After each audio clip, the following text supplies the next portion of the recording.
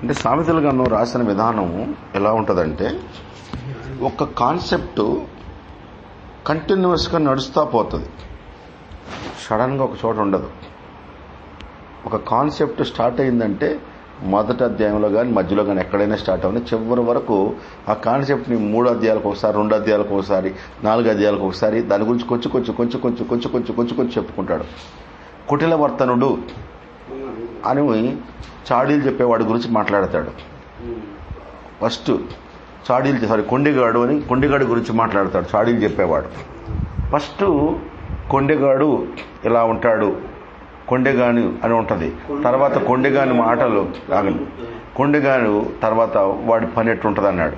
తర్వాత కొండెగాడు వస్తే ఈ పని జరుగుద్ది అంటాడు, కొండెగాడు లేకపోతే ఇలా జరుగుద్దని, కొండెగాడు అంతం ఎలా ఉంటుందని ఒక్కొక్క అధ్యాయంలో ఒక్కొక్క పాయింట్ చెప్పుకుంటూ వెళ్ళిపోతాడు. కొండెగాడు గురించి మొత్తం ఒక అధ్యాయం లాగా ఉండదు. సోమరి గురించి, సోమరి ఇట్లా అంటాడు, ఉడత మీద మడత అక్కడ కొయ్యి మీద మంచం తలుపు మీద తిరుగును, ఉడత మీద పలుపు తిరుగును, సోమరి మంచం మీద తిరుగుతాడని ఉంటుంది. ఆ తర్వాత కొన్ని అధ్యాయాలకు వెళ్ళిపోయినాక సోమరి సింహం ఉన్నదంటాడు, వీధిలో సింహం ఉందంటాడు. ఆ తర్వాత వెళ్ళిపోయి సోమరి వాడి చేను దగ్గరికి వెళ్ళిపోయాను, వాడి చేను మొత్తం ముళ్ళు తప్పులు ఎట్టొచ్చినాయి అంటాడు. తర్వాత అప్పుడు సోమరి నువ్వు బుద్ధి తెచ్చుకో, పలానా చోటుకుండి అంటాడు. ఇట్లా సోమరి గురించి రకరకాల పుస్తకాలు, రకరకాల అధ్యాయాల్లో వివరణ చేసుకుంటూ వెళ్తాడు. ఒకే అధ్యాయంలో ఒక్క పర్సన్ గురించి, ఒక క్యారెక్టర్ గురించి మొత్తం డీటెయిల్గా ఉండదు. అది ఈ సామెతల్లోనూ గొప్పతనం. ఉదాహరణకి ఒక మంచి స్త్రీ ఉంది. ఆ మంచి స్త్రీ గురించి జ్ఞానవంతురాలు, ఒక వివేకమైన స్త్రీ అని ఉంటే ఆమె గురించి ఎన్నో అధ్యాయాలు చెప్పుకుంటూ వస్తాడు. జ్ఞానవంతురాలు ఇల్లు కట్టుతుందని, జ్ఞానవంతురాలు తలకులో భరత కిరీటం లాంటిదని, జ్ఞానవంతురాలు ఎలాంటిదని చెప్పి వచ్చి లాస్ట్ అధ్యాయంలో కొంచెం డీటెయిల్గా ఉంటుంది అంతే.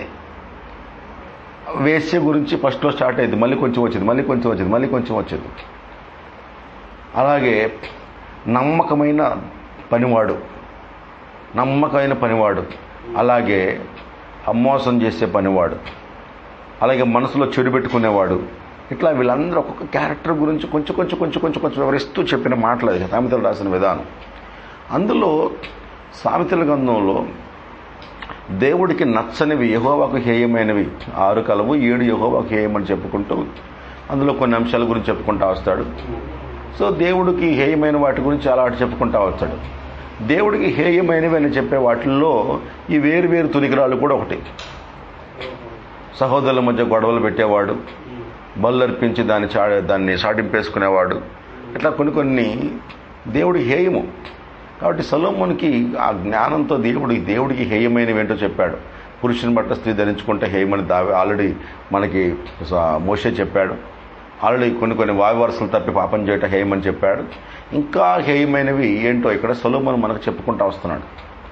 అయితే దేవుడికి హేయమైన వాటిల్లో వేరు తూనికరాళ్ళు కూడా దేవునికి హేయం. అయితే తూనికరాళ్ళ గురించి కూడా ముందుకు చెప్పుకుంటూ వస్తాడు. ఒక అధ్యాయంలో రాదు ఇది. సామెతల్లో ఒక మాట అర్థం అవ్వాలంటే దానికి లింక్ ముందు అధ్యాయంలో దాని గురించి మాట్లాడాడు, తర్వాత కూడా మాట్లాడుతున్నాడు. అసలు ఏ తునికిరాళ్ళ గురించి మాట్లాడుతున్నాడు అంటే 11వ అధ్యాయంలో a false balance is an abomination to the Lord. 11వ అధ్యాయం మొదటి వచనంలో ఇక్కడ మాట్లాడుతున్నాడు, a false balance is an abomination to the Lord but a just weight is his delight. అంటే అబద్ధంగా తూచిన త్రాచు దేవునికి హేయము, అలాగే నీతిగా నువ్వు కొలవటం దేవుడికి సంతోషం అంటున్నాడు. ఇక్కడ ఆయన మాట్లాడుతుంది యాక్చువల్గా దేని గురించి అంటే న్యాయాన్ని తోచడం గురించి. అందుకే మనం వెళ్ళినప్పుడు కూడా న్యాయదేవతగా ఈ ప్రపంచంలో ఎక్కడ సింబల్ చూసుకున్నా న్యాయం అనే దగ్గర ఒక బొమ్మ పెడతారు. బొమ్మ పెట్టి కళ్ళకు గంతలు కట్టి ఉంటాయి. కళ్ళకు గంటలు కడుతున్నావు అంటే నేను చూసి తీర్పు తీర్చును, నేను కళ్ళు మూసుకుంటా, నాకు ఎవడైనా ఒకటే, నాకు పక్షపాతం లేదు. ఇక్కడ నుంచున్నప్పుడు రాజు అయినా ఒకటే, మంత్రి అయినా ఒకటే, ఎవరైనా ఒకటే అని. సో ఇండియాలో ఒకసారి సందర్భం జరిగింది. ఈ దేశ రాష్ట్రపతి మీద ఒకటి కేసు వేశాడు.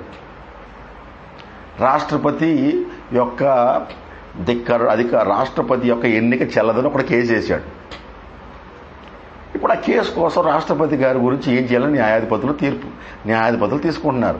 ఈ దేశంలోనే హయ్యెస్ట్ మ్యాన్ అతను. వీడు ఎవడో మామూలు కేసు వేసాడు, కేసు కొంచెం స్ట్రాంగ్గా ఉంది, దాన్ని ఎంక్వైరీ చేయాలి.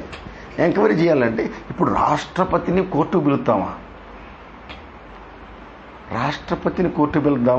లేకపోతే మనమే వెళ్ళిపోయి కొంచెం అక్కడ ఇంట్లో కోర్టులాగా సీన్ ఏర్పాటు చేసి అక్కడ మేనేజ్ చేద్దామా అని చెప్పేసి అక్కడ ఈ మన రాష్ట్రపతి, 2 రాష్ట్రపతి 3 రాష్ట్రపతి రాష్ట్రం మన దేశానికి కూర్చుని డిస్కషన్ చేస్తుంటే ఒక అతను అన్నాడు, ఏ వ్యక్తి అయినా ఈ దేశంలో చట్టం ముందు ఒక్కటే, రాష్ట్రపతి అయినా ఇక్కడికి రావాల్సిందే. వీళ్ళు రకరకాలుగా ఆలోచిస్తుండే రాష్ట్రపతి గారు ఆల్రెడీ తెలుసుకుని నెక్స్ట్ డే వీళ్ళందరికంటే ముందే ఆయన కోర్టుకు వచ్చేసాడు. ఇప్పుడు ఆయన కోర్టుకు వచ్చాడు. రాష్ట్రపతి అంటే దేశంలో ఎవడైనా లేచి నిలబడాలా? టక్కనే ఒక రాష్ట్రపతికి ఆయన గౌరవించాలా? జడ్జిగా ఆయన ముద్దాయిగా కూర్చోబెట్టాలా? అది జస్ట్ ఎన్నికకి సంబంధించిన విషయం. కానీ ఆయన కోర్టులోకి వచ్చాడు, ఒక రెస్పెక్ట్ లేదు, ఒక గౌరవం లేదు. ఆయన వచ్చేసి కనీసం వాళ్ళకి వందనాలు చెప్పింది లేదు, నమస్తే చెప్పి ఆయన ఈయన వెళ్ళిపోయి గుడ్ మార్నింగ్ అని చెప్పేసి పోయి ఆడ కూర్చున్నాడు. ఆయన వాళ్ళు రాష్ట్రపతి గారు వచ్చారని చెప్పి లేవటం, అందరూ ఉండటం, ఒక్క హడావుడి లేదు. ఈ దేశపు రాష్ట్రపతి అయినా కానీ న్యాయస్థానం ముందు ఒక్కటే,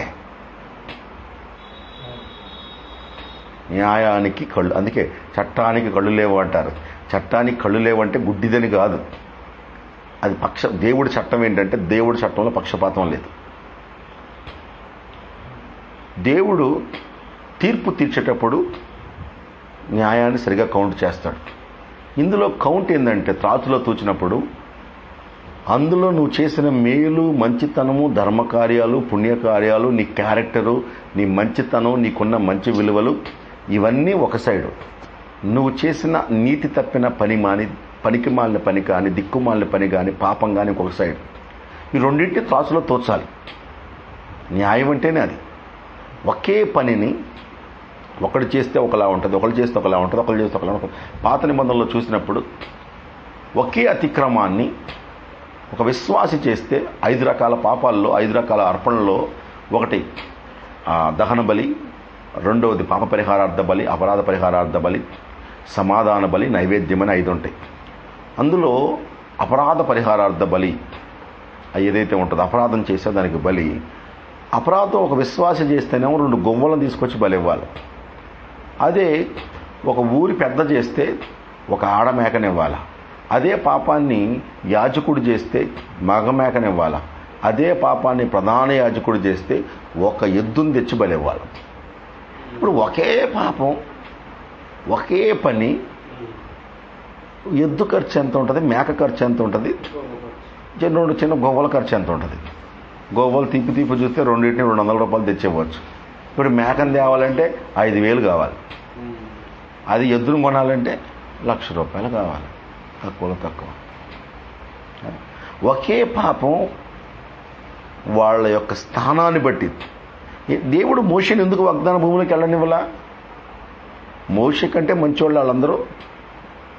ఈ భూమి మీద ఉన్న వారిలోనే మోషే లాంటి సాత్వికులు లేరు, నా ఇల్లంతట్లో నమ్మకస్తుడు అని దేవుడే సాక్ష్యం ఇచ్చిన వ్యక్తిని దేవుడు ఎందుకు వాగ్దాన భూమిలోకి వెళ్ళనీలా? ఆయన కంటే తక్కువ విశ్వాసం యెహోషువ కాలేబుని ఎందుకు వెళ్ళనిచ్చాడు? ఆ 20 లక్షల మందికి పుట్టిన 6 లక్షల మంది పిల్లలు ఎందుకు వెళ్ళనిచ్చాడు? మోషే స్థానంలో ఉండి మోషే చేసే తప్పు ఆయన యొక్క పరిచర్యలు, ఆయనకిచ్చిన మేలు మొత్తాన్ని ఆ పాపం తేలజేస్తుంది. ఆయన పాపం యొక్క బరువు ఆయనకున్న మేలు కంటే దీని బరువు ఎక్కువ ఉంది. మరి అదే హైయెస్ట్ ప్రాఫిట్. అంత మంచోడు తప్పు చేశాడా? టుపుక్ బ్యాలెన్స్, దేవుడు బ్యాలెన్స్. అందుకే బైబిల్లో రాజులందరినీ కూడా ఒక రాజ్యాన్ని తీర్చాలంటే కూడా దేవుడు బెల్షజ్జార్ యొక్క ఫీస్ట్లో దేవుడు గోడ మీద రాస్తుందని కూడా మెయిన్ టికెల్లో ఫాల్స్ అన్ని భాషలో రాసింది.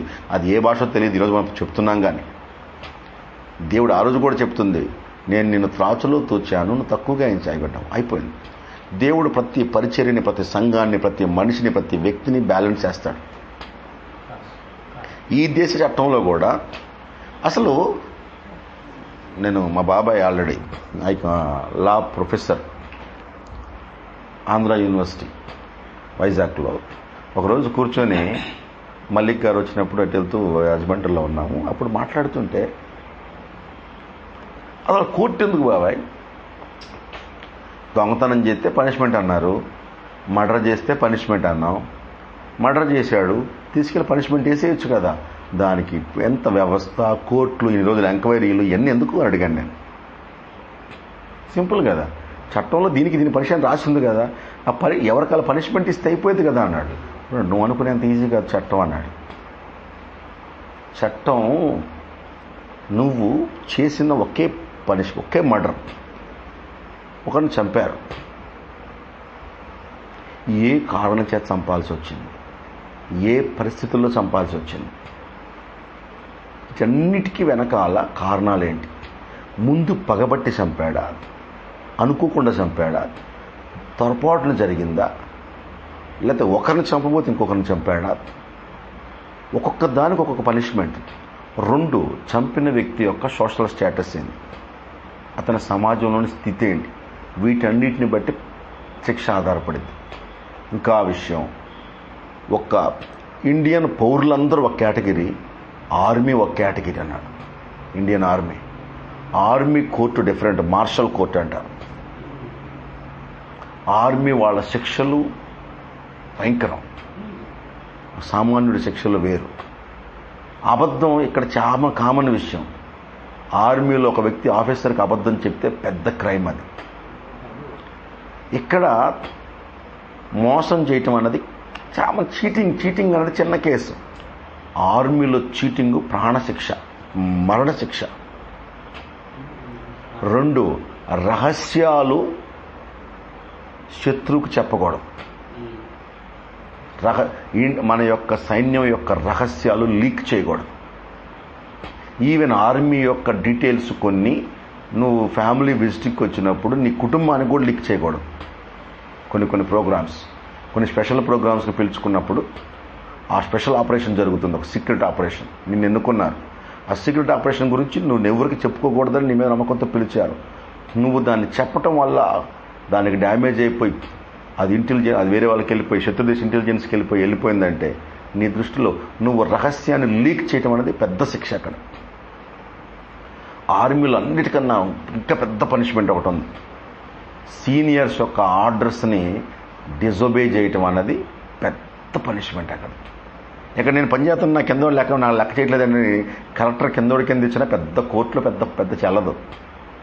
కానీ ఆర్మీలో నువ్వు వెళ్ళి అక్కడ ఎవరిని చంపకుండా రా, వార్నింగ్ ఇచ్చేరా అని చెప్తే ఇతను చంపొస్తే మార్షల్ కోర్టులో ఇమ్మీడియట్గా అడ్మిట్ చేస్తారు. ఇవి కామన్ పీపుల్కి పెద్ద నేరాలు కాదు, కానీ ఆర్మీ పీపుల్కి నేరాలు. ఎందుకంటే బాబా చెప్తుంటే ఆశ్చర్యపోయాను నేను. Army is the first class citizens, మిగిలిన ఇండియన్స్ మొత్తం సెకండ్ క్లాస్ సిటిజన్స్. మొత్తం ఇండియా పొలిటీషియన్స్ మొదలుకొని మామూలు రోడ్డు మీద ఉండే బెగ్గర్స్ దాకా, హయ్యెస్ట్ గవర్నర్, రాష్ట్ర ఇండియన్ హయ్యెస్ట్ ప్రైమ్ మినిస్టర్ కాడి నుంచి ఇక్కడ లోయెస్ట్ చిన్న లేబర్ వర్కర్స్ దాకా అందరూ సెకండ్ క్లాస్ సిటిజన్సే. ఫస్ట్ క్లాస్ సిటిజన్స్ ఎవరంటే ఆర్మీ పైన ఉన్న రాష్ట్రపతి. వీళ్ళు ఇండియాలో ఫస్ట్ క్లాస్ సిటిజన్స్. వాళ్ళ కోర్టు వేరు, మిగిలిన వాళ్ళ కోర్టులు వేరు. వాళ్ళను తూచే విధానం వేరు, మనల్ని తూచే విధానం వేరు. ఇది ఇండియా దేని బేస్ చేసుకొని, బ్రిటిష్ని బేస్ చేసుకొని. బ్రిటిష్ వాళ్ళ చట్టం దేని బేస్ చేసుకొని రాశారు, బైబిల్ని బేస్ చేసుకొని. అందుకనే సేవకుడు, ఆయన బిడ్డలు, ఆయన సంఘము చేసే పాపం దేవుడి దృష్టిలో పెద్దది. లోకం యొక్క పాపంతో పోలిస్తే మన పాపం యొక్క లెవెల్ ఎక్కువ దేవుడికి. ఒకరోజు కూర్చొని మోషే అంత నమ్మకస్తులు లేనప్పుడు, నమ్మకస్తుడే వెళ్ళలేకపోతే ఈ 6 లక్షల మంది అట్టెళ్ళారు. ప్రవక్త సమాధానం అంటాడు, that is because of Moses position. దేవుడు అల్లుడితో ముఖాముఖిగా మాట్లాడట్లా, మోషేతో ముఖాముఖిగా మాట్లాడుతున్నాడు. వాళ్ళెవరు దేవుడిని చూడలా, వాళ్ళందరిలో దేవుడు చూడగల కృపనిచ్చింది మోషేనే. వాళ్ళెవరు కొండ పైకి వెళ్ళిపోయి దేవుడి మహిమలో నివసించింది మోషే ఒక్కడే. వాళ్ళెవరు 40 రోజుల పాటు ఏదేని అనుభవించింది మోషే ఒక్కడే. ఇంత హయ్యెస్ట్ లైఫ్ ఉన్న మోషే అవిధేయత చూపించాడు. ఆ బండని పలుకు అన్నప్పుడు బండని కొట్టాడు. దేవుడి దృష్టిలో పెద్ద క్రైమ్. రెండోది, వెంటనే తప్పు తెలుసుకొని ప్రభువా ఎందుకు రాలేదని అడిగితే మోషేకి దేవుడు కనపడుతున్నాడు ఎదురుగా. వీళ్ళకి కనపడ్డు, వీళ్ళకి మాట్లాడు. ఇదే బేసిస్ ఒక ఆయన అన్నాడు, అంత గొప్ప ప్రవక్త ఎందుకు ఎత్తపాట్లోకి వెళ్ళలేదు అని అడిగాడు. ఈ కాల ప్రవక్తనే. అది అర్థమైతే ఇది కూడా అర్థమైంది. ప్రవక్త ఎందుకు ఎత్తపాటు వచ్చేదాకా ఎందుకు బతకలేదు, ఎందుకు చనిపోవాలి? రీజన్స్ అవి కాదు. దేవుని చట్టం ఒకటే అందరికీ. అది అర్థం చేసుకోవటమే అందులో ఉన్న డెప్త్. జస్టిస్, దేవుడు ఆయనకిచ్చిన స్థానం, ఆయనకిచ్చిన పొజిషన్. చిన్న అబద్ధం ఒక ఆర్మీ కమాండర్ ఇన్ చీఫ్ చెప్పాడంటే పెద్ద క్రైమ్ అది. ఇక్కడ ఉత్తిన అబద్ధాలు చెప్తాం, పెద్ద విషయం కాదు. ఇక్కడ అబద్ధాలు చెప్పినందుకు ఆయన జీవితాంతం ఆయన పనిష్మెంట్ పోవచ్చు. ఆయన 2 కాళ్ళు తీసేసి ఆయన కుట్టోడిగా కూర్చోబెట్టవచ్చు. ఆర్మీలో పనిష్మెంట్స్ చాలా డిఫరెంట్ ఉంటాయి. ఆర్మీలో మరణశిక్షలాగా ఉరిదీయటం కాదు, అందరి ముందు కూర్చొని కాళ్ళ నుంచి కాల్చుకుంటూ వస్తారు. మొత్తం రౌండ్ ఫైరింగ్ అంటారు. అటువంటి పనిష్మెంట్లు ఎక్కడ జరగవు. మరి అంటే అన్నేళ్ళు చేసిన సేవను మర్చిపోతున్నారా? బ్యాలెన్స్ చేస్తారు. ఈ శిక్షకెత్తన యోగ్యుడా? బ్యాలెన్స్. సో బ్యాలెన్స్, ఆర్మీలో బ్యాలెన్స్. ఎక్కడైనా పనిష్మెంట్ తీర్పు వచ్చేటప్పుడు నిజానికి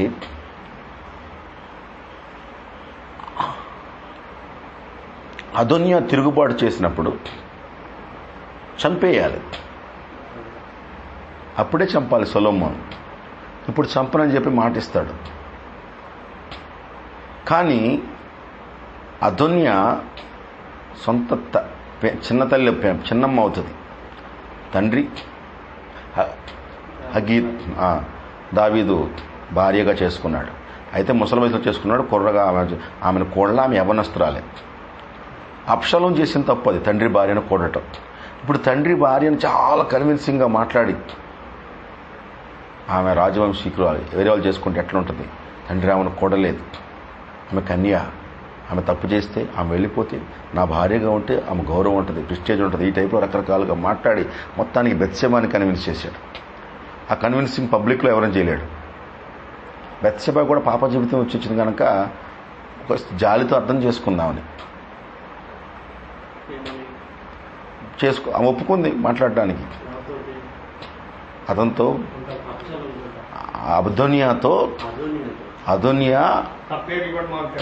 అదోనియా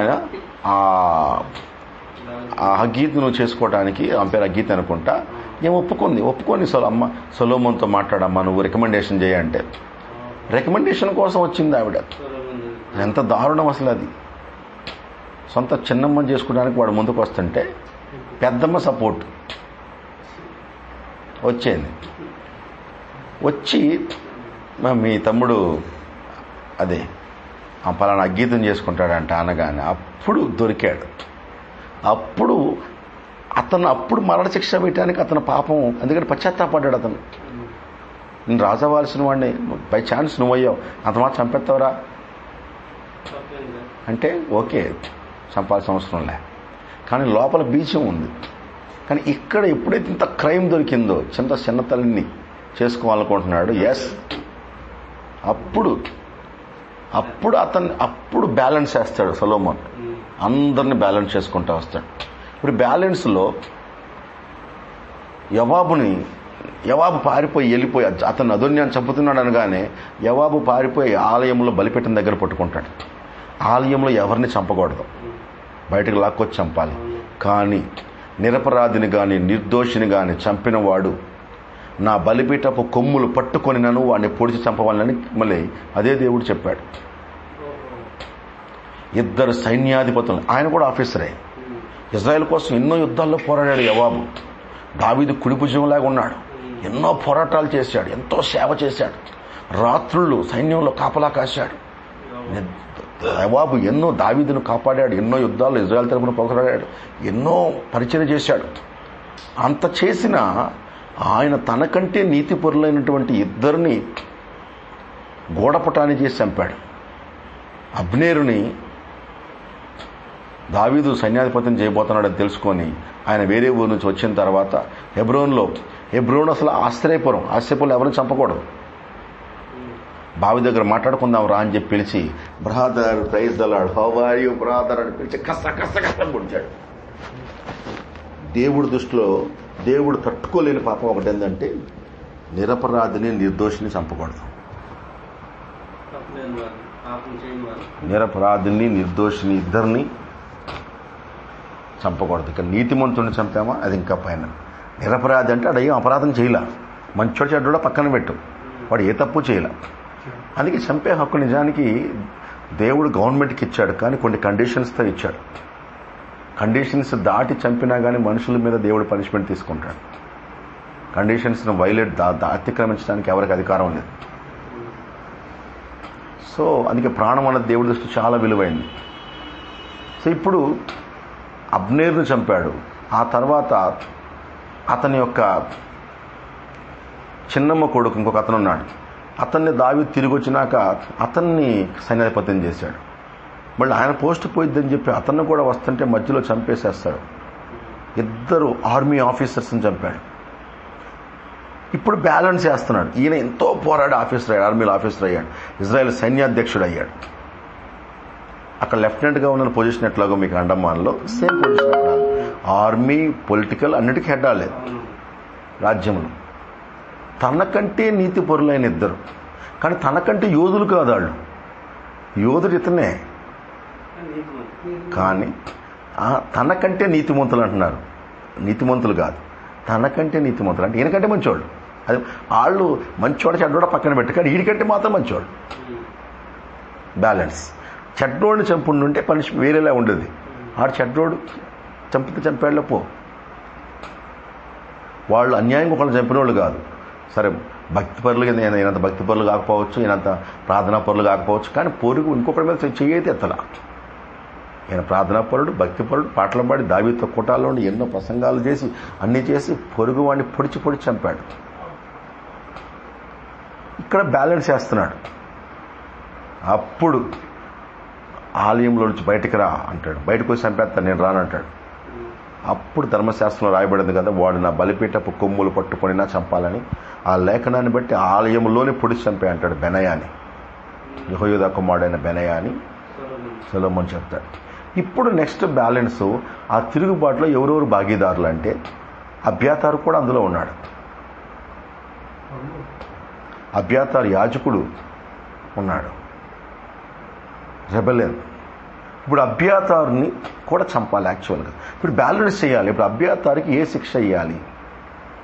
అబ్యాతారుని మరణశిక్ష, ఉద్యోగ విరమణ, పొజిషనా, ఇల్లుని దత్తు చేయటమా, ఏ శిక్ష? అతను మరణానికి పాత్రుడా? అతను ఒక యాజకుడు, వీళ్ళు ప్రలోభం పెట్టి ఉండొచ్చు. లేదా అతను నిజంగానే వాళ్ళందరూ తెలుసు దావీదు చెప్పింది నా కుమారుడైన సొలొమోను తర్వాత రాజని. దావీదు దేశం మొత్తం డిక్లేర్ చేసినాక, అందరికీ తెలిసినాక, రాజు ఆజ్ఞకి విరుద్ధంగా ఇంకొకరిని ఎలా లేపి అభిషేకం చేస్తారు వాళ్ళు? చట్ట విరుద్ధమే కదా అది, డేంజర్ అది. కాకపోతే ముసలోడు ఇప్పుడు ఏం చేస్తాడులే, ముసలోడు అయిపోయాడుగా, మనం కంట్రోల్ చేసుకుని పవర్ వాళ్ళు కంట్రోల్ తీసుకొని ట్రై చేశారు. యోవాబు అబ్యాతారు 2 మనోడిని పెడితే రేపు మనకు సపోర్ట్ ఉంటుంది. రేపు సొలొమోనో ఇంకొక మోనో ఎవరో వస్తే మనకి కాడి మానై కూర్చోవచ్చు. ఈ మానైతే మనం చెప్పినట్టు ఉంటుంది. ఈ రకరకాల రూట్లలో వాళ్ళు ఆలోచించుకొని ఇన్వాల్వ్ అయ్యారు. అయితే అబ్యాతారు యాజకుడు. 2, అబ్యాతారు దావీదుని బట్టి కష్టపడ్డాడు.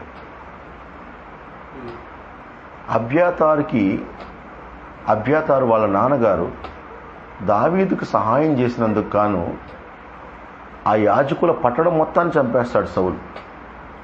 అంటే దావీదుకి చిన్న సహాయం చేసినందుకు అమ్మని, నాన్నని, అన్నదమ్ముల్ని, అక్క చెల్లెల్ని అందరినీ కోల్పోయాడు అబ్యాతారు.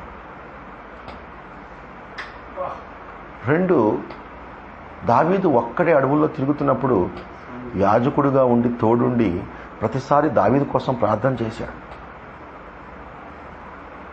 తర్వాత దావీదు అబ్షాలోం నుంచి పారిపోయినప్పుడు అక్కడ లోపలుండి అబ్షాలోం చేసే కుయుక్తిని వాళ్ళ కొడుకుల ద్వారా ఇన్ఫర్మేషన్ పంపించాడు. ఇన్ని మేలు చేశాడు, కానీ చివరి వయసులోకి వచ్చేసరికి వెన్నుపోటుతో పొడిచాడు.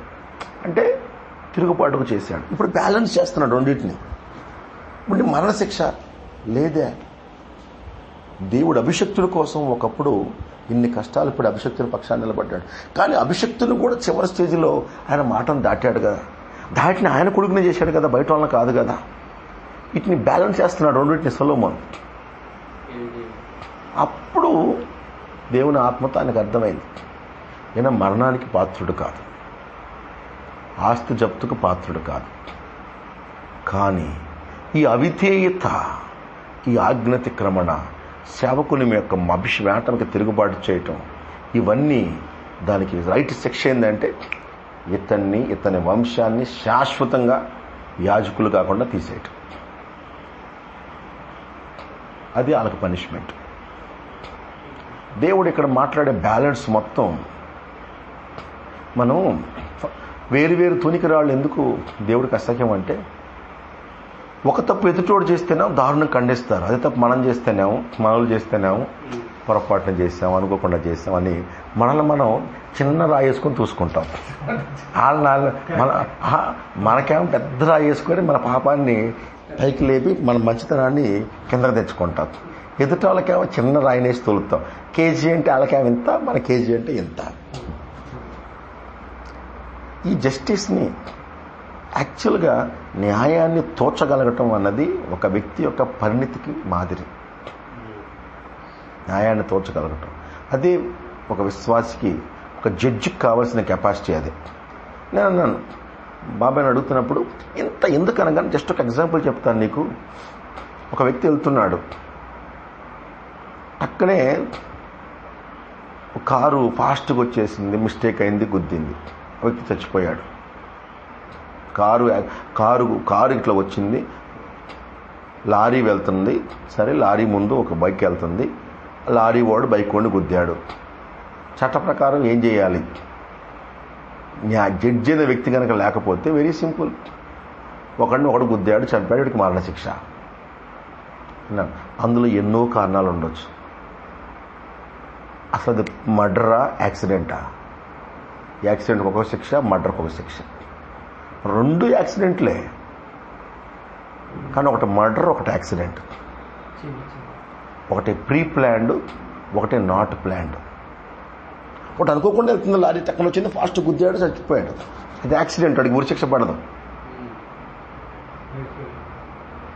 ఇంకొకటి ప్లాన్డ్. ఇది పసిగట్టడానికే న్యాయ వ్యవస్థ ఉంది. ఇంకో విషయం ఏంటంటే, జడ్జికి కొన్ని రూల్స్ ఉంటాయి. జడ్జి ఏ పార్టీలకి, ఫంక్షన్లకి, పబ్లిక్ మీటింగ్స్కి అటెండ్ కాకూడదు, పబ్లిక్తో ఇన్వాల్వ్ కాకూడదు. ఒక కోర్టు కేసు జరుగుతున్నప్పుడు ఆ కోర్టు అందులో ఇన్వాల్వ్ అయిన వ్యక్తులతో అది అయిపోయే వరకు ఏ రకంగా కూడా కాంటాక్ట్ కాకూడదు అవుట్ సైడ్ కోర్టులో. సో న్యాయాధిపతికి ఉండే రిస్ట్రిక్షన్స్, షరతులు, పరిధులు చాలా ఎక్కువ.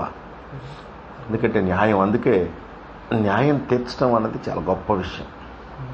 Falls balance. అందుకే రెండోది, ఆమె చేతికి కళ్ళు కడతారు, రెండోది ఆమె చేతిలో ఒక తాసు పెడతారు. ఎందుకు? ఇక్కడ కరెక్ట్గా తోసపడుతుందే, ఇక్కడ కరెక్ట్ బ్యాలెన్స్ చేస్తాం. నీ క్యారెక్టర్, నీ మంచితనం, నీ యొక్క పొజిషను, నీ స్టేటస్ అన్నిటిని బట్టి అని. కాబట్టి వేరు తునికిరాళ్ళు యెహోవాకు హేయము అనే మాట మీకు సంపూర్ణంగా అర్థమైందని నమ్ముచున్నాను. ప్రభు ఈ చిన్న వాక్యమును ప్రభు దీవించునుగాక. హల్లెలూయా, ఆమేన్. దేవుడు చిన్న వాక్యాన్ని దీవించలాగా చిన్న ప్రార్థన చేసుకుందాం. స్తోత్రము తండ్రి, స్తోత్రము నాయన, మహిమ గల దేవుడా, నీకే స్తోత్రము నాయన. కాలాలు మారినా మారనివాడా, యుగాలు మారినా మారనివాడా, నీతి సూర్యుడా, బలసూర్యుడా, యుద్ధ సూర్యుడా, మా గొప్ప దేవా నీకే స్తోత్రము తండ్రి. మా రక్షణాయుధమైన మా రక్షణాధారమైన దేవా నీకే స్తోత్రము నాయన. మమ్మల్ని ప్రేమించుచున్న దేవా నీకే స్తోత్రము తండ్రి. మా అండ, మా కొండ, మా నీడ, మా కోట, మా సమస్తమునయున్న ప్రభువా నీకే స్తోత్రము నాయన. ఓ దేవా, ఈ వాక్యమును వినగలిగే కృప, గ్రహించగలిగే కృపను మాకు దయచేయండి నాయన. ఓ దేవ, వధువుగా నువ్వు మాకు ప్రభువా, ఓ తండ్రి, నువ్వు